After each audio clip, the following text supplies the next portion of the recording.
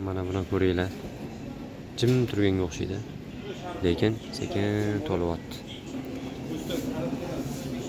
Mana shunaqa kichkina idishlarda zakaz qilsangiz bo'ladi.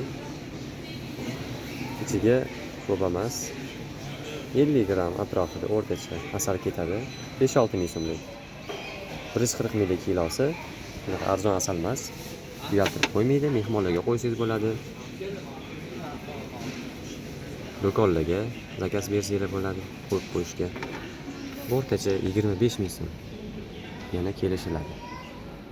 Qo'ysangiz bo'ladi. Musaffo asal, Drevneka bozor.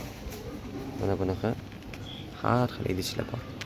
O'zingiz xohlaganingizda gramlarda kichkina qoshiq, katta qoshiq, har xil turdagi idishlarda zakaz qilsangiz bo'ladi.